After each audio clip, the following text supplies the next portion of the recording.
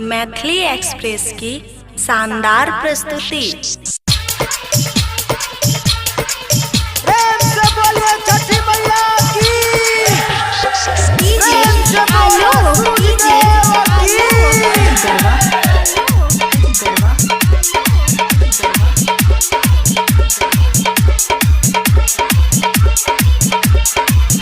छठी घाट में सुन सयरवा एगो लड़की से नैना लड़ल बा।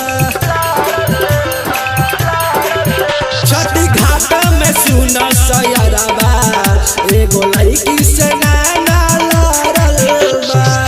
जाता रहल छठी घाट जाता रहल छठी घाट देख देहिया से देहिया सटल बा। छठी घाट में सुन सयरवा एगो लड़की से नैना लड़ल बा। छठी घाट में सुन सयरवा एगो लड़की से नैना लड़ल बा। जाता रहल छठी घाट जाता रहल छठी घाट देख देहिया से देहिया सटल बा। छठी घाट में सुन सयरवा एगो लड़की से नैना लड़ल बा।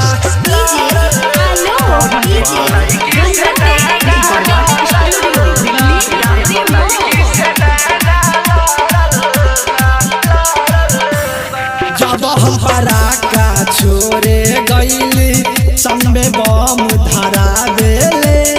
बम से तनको डरो न लागल दिल बा हमर उड़ा गईली।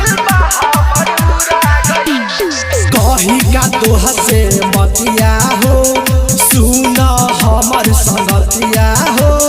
लहंगा चुनरी में शोभता रहे सवारा उनकर सूरतिया हो।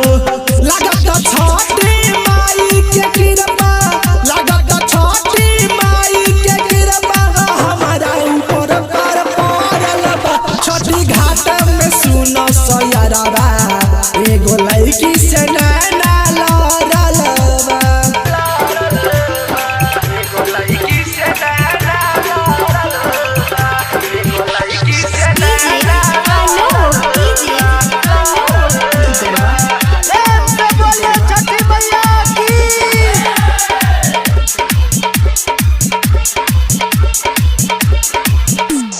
उनके ही मुस्की पे फिदा होकर हमर चैना चुरा लिहली।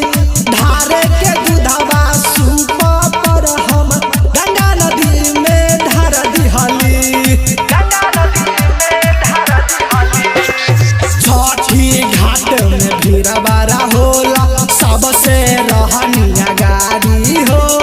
बिकी बटे सर राहुल रवाना पहुँचल गंगा किनारी हो। अब रहले घरवा अब रहले घरवा देखना सिनो समय बचल बा। छठी घाट में सुनो सयरवा एगो लड़की से नैना लड़ल बा। छठी घाट में सुन सयरवा एगो लड़की से नैना लड़ल बा। जाता रहल छठी घाट जाता रहल छठी घाट देख देहिया से देहिया सटल बा। छठी घाट में सुन सयरवा एगो लड़की से नैना लड़ल बा। मैथिली एक्सप्रेस की शानदार प्रस्तुति।